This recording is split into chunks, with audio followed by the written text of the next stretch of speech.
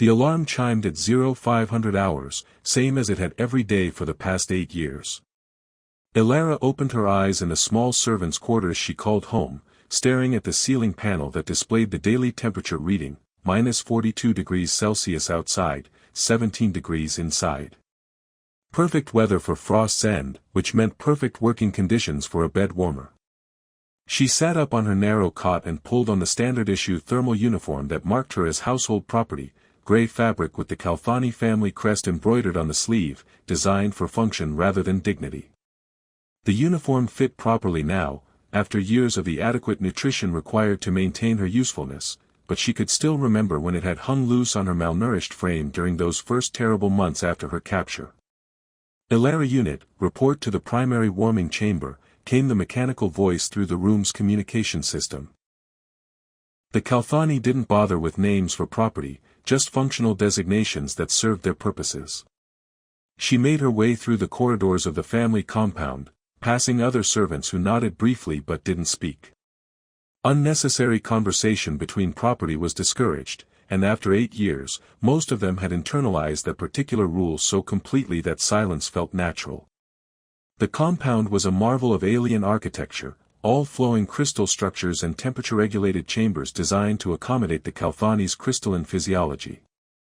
Beautiful and cold, like everything else in her life. Master Veltar was already in the warming chamber when she arrived, his 7-foot frame glittering with the natural iridescence that marked his species. His crystalline skin shifted through subtle color changes as he spoke, a form of communication she'd learned to interpret over the years. The warming schedule requires modification today, he announced without looking at her directly. To acknowledge her as more than a functional object would have been beneath his dignity. We are hosting the Regional Trade Council meeting. 12 additional sleeping chambers require preparation. Elara nodded, calculating the logistics in her head. 12 additional chambers meant she'd need to spend nearly 18 hours in warming rotation today, moving from bed to ensure each was properly heated before the guests retired. Her body would ache for days afterward, but complaining wasn't an option for property. Additional warming units have been contracted from neighboring households, Master Veltar continued, his skin showing the pleased blue-green that indicated successful business arrangements. You will coordinate their activities and ensure optimal temperature maintenance throughout the evening. Yes, Master, Elara replied, the words automatic after years of practice. She'd learned early that the Kalthani valued efficiency and compliance above all else. Showing initiative or independent thought was actively discouraged. The contracted units will arrive at 1,400 hours. Ensure they understand the proper protocols. Master Veltar's skin shifted to dismissive gray, signaling the end of their interaction. Elara spent the morning in her usual routine, rotating between the family's sleeping chambers, lying still on each bed until her body heat raised the temperature to the precise degree that would allow the crystalline beings to rest comfortably. It was monotonous work that left her mind free to wander, though she trained herself over the years not to let her thoughts drift too far toward memories of freedom or fantasies of escape. Those paths led to pain and disappointment. The other servants she passed during chamber transitions were a mix of species, all reduced to their functional purposes within the household. Keth Unit, a reptilian being who maintained the heating systems, had been here longer than Elara and had developed the glassy-eyed stare of someone who had given up hope so completely that survival was purely automatic. Mira Unit, one of the few other humans in the compound, worked in food preparation and moved through her duties with mechanical precision that suggested successful adaptation to property status. At 1,400 hours, Elara presented herself at the compound's receiving area to meet the contracted workers. She expected to find more broken servants like herself, humans who had learned that compliance was survival and that resistance only brought pain. What she found instead was a group that included someone whose eyes held something she'd almost forgotten existed: defiance. You must be the coordinator, said a man with dark hair and scars on his hands that suggested recent capture. His voice carried an accent she couldn't place, but more importantly, it carried a tone of person-to-person communication rather than property-to-property acknowledgement. I'm Connor. Connor Walsh. Elara felt something twist in her chest at the way he introduced himself with his full name, as if it mattered, as if he still believed he was someone worth knowing. She paused, realizing she couldn't remember the last time anyone had asked her name. I'm Elara Unit. I'll be supervising the warming rotation tonight. Elara, Connor repeated, deliberately dropping the property designation. That's a beautiful name. What did you do before this? The question hit her like cold air rushing into a heated chamber. Before this? Did she even remember having ever before? The memories felt distant and fragile, like something that might crumble if she examined them too closely. Elara looked around nervously, aware that Master Veltar's surveillance systems were always monitoring the servants' behavior. We should focus on the work assignments. But Connor's eyes remained fixed on her with an intensity that suggested he saw her as a person rather than a function, and something inside her that had been dormant for 8 years stirred uncomfortably back to life. Right, Connor said finally. The work. But Elara? After we handle the work, I'd like to hear about who you were before they made you into a unit. As she led the contracted workers through the compound's warming chambers, explaining the precise temperature requirements and rotation schedules, Elara found herself stealing glances at Connor. He moved through the orientation with professional competence, but his eyes never lost that spark of defiance, that suggestion that somewhere inside him lived a person who refused to accept that he was property. And for the first time in 8 years, Elara began to wonder if she'd lost more than her freedom when she'd learned to survive. She'd wondered if she'd lost herself. 3 days into the Trade Council meeting, Elara discovered that Connor Walsh was either the bravest human she'd ever met or the most dangerously stupid. Possibly both. You can't keep doing this, she whispered as she found him in warming chamber 7, sitting upright on the bed instead of lying down to generate proper heat distribution. Master Veltar has surveillance in every room. If he sees you're not maintaining proper warming protocols, let him see, Connor replied, his voice carrying the same defiant edge that had marked their first conversation. I'm not a heating element, Elara. I'm a person. And so are you. Elara felt that uncomfortable stirring in her chest again, the same sensation she'd been experiencing every time Connor spoke to her like she mattered. Being a person doesn't keep you alive in this place. Following orders does. Is that living, though? Connor asked, shifting to face her directly. Really living, or just existing until they decide you're not useful anymore? The question hit too close to something Elara had spent years refusing to examine.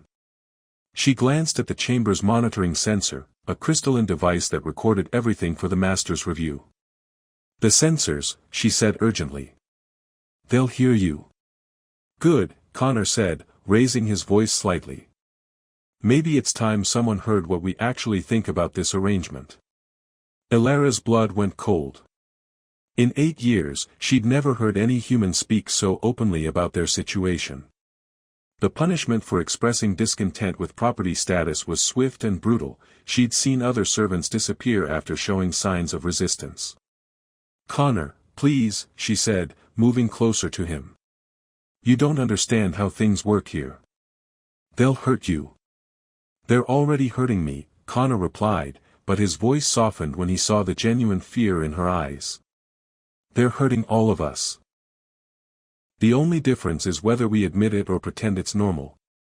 That night, during the evening meal distribution in the servants' common area, Connor's defiance created ripples that spread through the carefully maintained order of the household. Instead of eating in silence like the other property, he attempted to start conversations, asked questions about people's lives before enslavement, and treated everyone as if their thoughts and feelings mattered.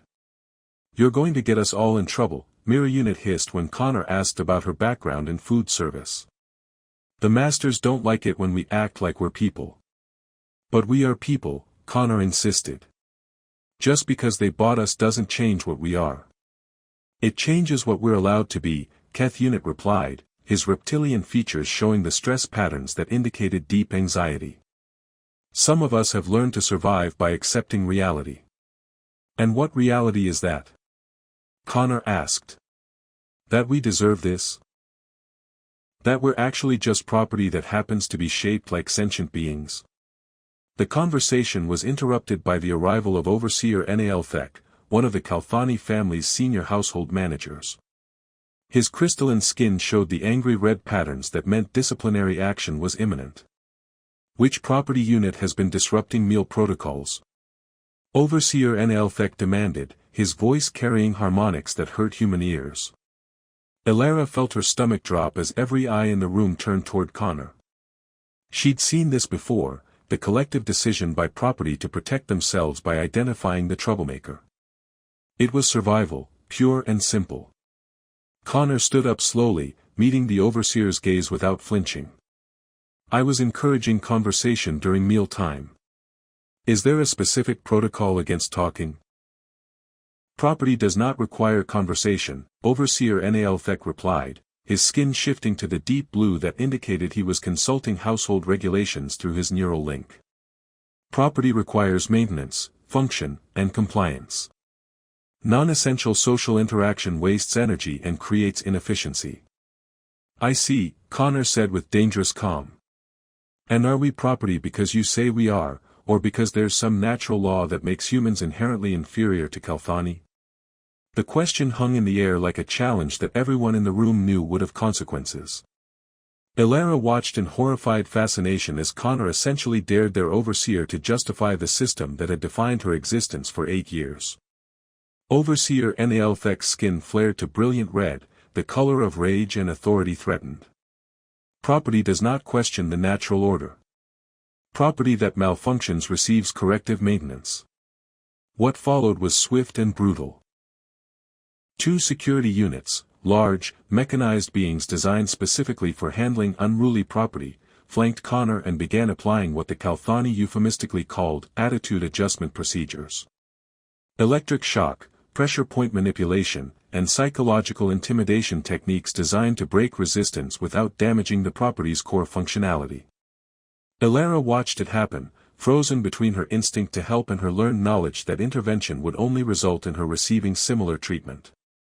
Around her, the other servants found sudden interest in their food rations, carefully avoiding any behavior that might be interpreted as solidarity with the troublemaker. The punishment lasted 10 minutes that felt like hours. When it was over, Connor was left collapsed on the floor, conscious but clearly in significant pain. Overseer Nalthek's skin returned to normal coloration as he addressed the room. Property that functions properly experiences no difficulty, he announced. Property that malfunctions will receive corrective maintenance until proper function is restored. Continue meal consumption. As the overseer departed, the servants resumed eating in the heavy silence that had been disrupted by Connor's questions.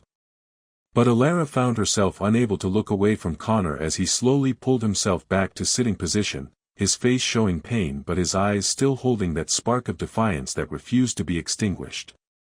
Later that night, after completing her warming rotation and confirming that all Trade Council guests were properly heated for sleep, Elara made a decision that violated every survival instinct she developed over 8 years of captivity. She went to Connor's assigned rest area and found him lying on his narrow cot, trying to treat injuries he couldn't properly reach. "You're an idiot," she whispered, producing a small medical kit she'd acquired through years of minor trading with other servants. "Maybe," Connor agreed, wincing as she began cleaning cuts on his arms. "But I'm an idiot who still knows his own name." "Your name doesn't matter if you're dead," Elara pointed out, but her hands were gentle as she worked on his injuries. "My name is all that matters," Connor replied. "It's the only thing they can't take away unless I give it to them."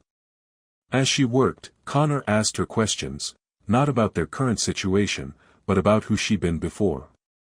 What had she studied? What did she enjoy? What were her dreams? And despite every instinct telling her to maintain the emotional numbness that had protected her for so long, Elara found herself answering. She told him about her love of teaching, her hope of working with children, her memory of music and stories and all the things that had once made her feel human. "See?" Connor said softly when she finished. "Elara the teacher. Elara the music lover. That's who you are, not just a warming unit. For the first time in 8 years, Elara cried, not from pain or despair, but from the overwhelming sensation of being seen as a person by someone who still remembered what personhood meant. The Trade Council meeting stretched into its second week, and Elara found herself living a double life that would have been impossible before Connor's arrival. By day, she maintained her role as the efficient warming unit coordinator, ensuring perfect temperature control for the Kalthani guests. By night, she became someone she'd almost forgotten existed, a person who helped another person, who engaged in conversations about ideas and dreams, who remembered what it felt like to care about someone's well-being beyond mere survival necessity. "You can't keep bringing me extra rations," Connor said as Elara appeared in his rest area with food she'd carefully diverted from her own portions. "You're already losing weight." "I'm fine," Elara replied, though they both knew she wasn't. The extra hours of warming duty combined with reduced food intake were taking their toll on her physical condition. "You need the nutrition more than I do. You're still healing." Connor's injuries from his punishment were indeed healing, but slowly. The Kalthani discipline techniques were designed to cause maximum discomfort while avoiding permanent damage to valuable property. Effective torture that maintained economic investment. "Elara," Connor said gently, catching her hand as she set down the food. "Why are you doing this? Really?" The question forced her to confront motivations she wasn't entirely sure she understood herself. Because for 8 years, no one has treated me like I matter. And you do. You see me as a person, and that makes me remember that I am one." "You've always been a person," Connor said. "They just made you forget." "Did they, though?" Elara asked, settling beside him on the narrow cot. "Sometimes I wonder if I chose to forget. If it was easier to become a unit than to keep fighting to remain human." "Survival isn't surrender," Connor replied. "You did what you had to do to stay alive. There's no shame in that." Their conversations had become the highlight of Elara's existence, even as she recognized the dangerous emotional territory they were entering. Caring about someone else's welfare created vulnerabilities that could be exploited by their masters, but she found herself unable to maintain the emotional numbness that had once protected her. "Tell me about your life before," Connor said, and Elara found herself sharing memories she'd buried so deep she'd thought they were gone forever. Her childhood on Earth, her studies in education, her dreams of helping children discover their potential. Connor listened with the kind of attention that made her feel like her experiences mattered, like her past had value beyond just the skills it had given her for survival. In return, Connor shared his own story, a merchant marine who'd been captured during a pirate raid on his transport ship, sold into slavery to pay off the raiders' debts. His captivity was recent enough that his sense of self remained intact, his memories of freedom still sharp enough to fuel his resistance. "I keep thinking about my sister," Connor admitted one night. "She's probably convinced I'm dead." The company would have declared the ship lost with all hands rather than admit they weren't paying for adequate security. "Maybe that's better," Elara said gently. "At least she's not wondering if you're suffering somewhere. Or maybe it's worse, because she'll never know I'm still fighting to get back to her." The comment hung between them, loaded with implications about their situation that neither wanted to voice directly. The reality was that escape from Frost's End was nearly impossible for individual slaves, and rescue was unlikely given the planet's remote location and corrupt local government. Their growing emotional connection was complicated by the physical intimacy required by their circumstances.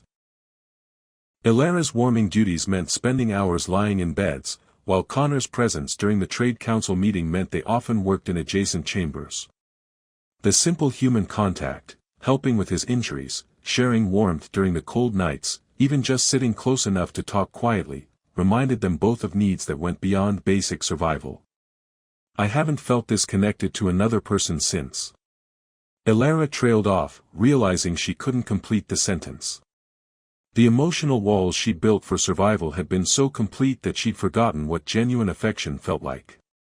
"Since before they made you property," Connor finished gently. "Yes. And it scares me, Connor. Because caring about you makes everything else hurt worse." When I was numb, I could function. Now I'm aware of how much we've lost, how much they've taken from us. But you're also aware of how much we still have, Connor pointed out. Our ability to choose who we care about, who we help, who we trust. They can control our bodies and our circumstances, but they can't control our hearts unless we let them. The philosophical discussion was interrupted by an announcement through the compound's communication system: all contracted warming units will be returned to their originating households tomorrow. The Trade Council meeting has concluded successfully. The words hit Alara like a physical blow. Connor would be leaving, returning to whatever facility had rented him out for the meeting. The thought of going back to her isolated existence, to the emotional numbness she'd maintained for 8 years, felt like a form of death. "I won't forget you," Connor said, reading her expression accurately. "That's not enough," Alara replied, surprising herself with the vehemence in her voice. "I can't go back to being just a warming unit. Not after remembering what it feels like to be human." "Then don't," Connor said simply. "It's not that easy. Isn't it?" Connor interrupted. "Alara, you've survived 8 years in this place by being smart, adaptable, and strong. Those same qualities could help you survive outside it." Escape? The word felt foreign on her tongue. Why not? What's the worst that could happen? They capture us and punish us. They're already doing that. The only difference would be that we'd be fighting for our freedom instead of accepting our captivity. Alara stared at him, feeling something she thought was permanently dead stirring back to life: hope. Dangerous, potentially fatal hope that whispered that there might be alternatives to endless servitude. "You're talking about running," she said quietly. "I'm talking about living," Connor corrected. "Really living, not just existing until they decide we're not useful anymore." As they talked through the night, developing the skeletal framework of an escape plan that was probably suicide but felt like the only choice that honored their rediscovered humanity, Alara realized that Connor had given her something more valuable than food or medical care or even affection. He had given her back her ability to choose her own fate, even if that choice might be her last one. The escape attempt failed spectacularly, but not in the way Alara had expected. She woke in a medical facility she'd never seen before, surrounded by beings who looked human and spoke to her as if her thoughts and feelings mattered. The transition was so jarring that her first instinct was to assume she'd died and somehow found herself in whatever afterlife awaited enslaved bed warmers. "Take it slow," said a woman in medical scrubs who introduced herself as Dr. Sarah Kim. "You've been unconscious for 3 days. Your body was in pretty rough shape, malnutrition, exhaustion, and some injuries that suggest you'd been in a struggle." "Connor," Alara managed, her voice cracking from disuse. "Where is Connor?" "Your friend is down the hall, recovering from his own injuries. He's the one who led us to you." Dr. Kim pulled up a chair beside Alara's bed, a gesture so casual and respectful that it made Alara's eyes water. "He managed to contact the Human Rights Organization before his recapture. The information he provided led to a coordinated raid on several facilities, including the one where you were held. The next several hours brought a flood of information that Alara's mind struggled to process. The raid had been conducted by Galactic law enforcement working with human rights activists, triggered by Connor's desperate communication that had somehow reached the outside world during his failed escape attempt. Dozens of enslaved humans had been freed from multiple facilities across Frost's End, while their captors faced charges ranging from human trafficking to violations of interspecies cooperation treaties. "Am I free?" Alara asked, the concept feeling too large and alien to fully grasp. "You're free," Dr. Kim confirmed. "Legally, medically, and practically. The Kalthani family and their associates are facing criminal prosecution, their assets are being seized to provide restitution to victims, and you have full legal protection under Galactic human rights statutes." Freedom, it turned out, was both wonderful and terrifying. After 8 years of having every decision made for her, the sudden responsibility for choosing her own path felt overwhelming. What did she want to eat? Where did she want to sleep? What did she want to do with her days? The questions felt impossible to answer. Connor, when she was finally able to visit him, looked as disoriented as she felt. His attempt to escape had involved fighting through several security checkpoints, sustaining significant injuries in the process, but somehow managing to transmit a distress signal that reached human rights monitors in the outer system. "I thought I was going to die," he admitted as they sat together in the facility's rehabilitation garden. "But I kept thinking about you, about all the other people trapped in places like that, and I couldn't give up." "You saved us," Elara said, taking his hand in a gesture that felt revolutionary after years of prohibited personal contact. "All of us. We saved each other," Connor corrected. "You're the one who reminded me that I was worth saving in the first place." Their recovery process was complicated by the psychological aftermath of years of dehumanization. Simple decisions felt monumental, normal social interactions required conscious effort, and the freedom to express thoughts and feelings without fear of punishment took time to internalize. But they had each other, and they had professional support from counselors who understood the specific trauma of enslavement. "It's normal to feel overwhelmed," their therapist, Dr. Martinez, explained during one of their joint sessions. "You're not just recovering from physical captivity. You're rebuilding your sense of self after years of being told you weren't people." The rebuilding process happened gradually. Elara discovered that her love of teaching and working with children hadn't been destroyed by her years as property, it had simply been dormant, waiting for an opportunity to resurface. The refugee assistance program that had helped with her initial recovery offered training opportunities for survivors who wanted to help other freed slaves adjust to freedom. Connor channeled his experience and anger into advocacy work, joining the legal team building cases against human trafficking networks and helping to strengthen interspecies human rights protections. His first-hand knowledge of how the slavery systems operated proved invaluable in crafting legislation that would prevent other humans from experiencing what they had endured.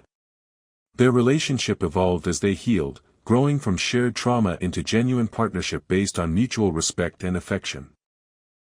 The physical intimacy that had been forbidden during their captivity became a choice they made freely, an expression of care and connection rather than a function performed for others' benefit. "Sometimes I have dreams that I'm still there," Elara confided one evening as they sat in their own apartment, their own space, with their own belongings, where no one could enter without permission. "Me too," Connor replied, holding her close. "But then I wake up next to you, in our bed, in our home, and I remember that we made it out. We're really free." 6 months after the raid, they received word that the legal proceedings had concluded. The Kalthani family members responsible for their captivity had received lengthy prison sentences, while the broader trafficking network had been dismantled. Most importantly, the legal precedents established by their case would make it much harder for similar operations to exist in the future. "It won't bring back the years we lost," Connor said as they reviewed the court documents. "But maybe it will prevent other people from losing theirs." Elara nodded, thinking about the other survivors they'd worked with, the newly freed slaves still adjusting to freedom, the children who would grow up in a galaxy with stronger human rights protections because of what they'd endured and survived. "You know what I realized," she said, curling up beside Connor in their own bed, a bed they shared by choice, where the only warmth that mattered came from love rather than biological function. "What's that?" "For 8 years, they told me my only value was my ability to heat their sleeping spaces. But that was never true. My value was always my humanity, my capacity to care, to help, to connect with others, to choose who I want to be." Connor smiled and kissed her forehead. "Elara the teacher. Elara the counselor. Elara the advocate. Elara the woman I love. And Connor the fighter. Connor the rescuer. Connor the man who reminded me that I was worth fighting for." Outside their window, the lights of New Geneva Colony stretched toward the horizon, a reminder that they were part of a larger human community where their rights and dignity were protected by law rather than dependent on the whims of owners. They had jobs they'd chosen, friends they'd made freely, a future they could plan together. The bed they shared was warm not because Elara had been ordered to heat it, but because two people who had found each other in the darkness had chosen to build something beautiful together in the light.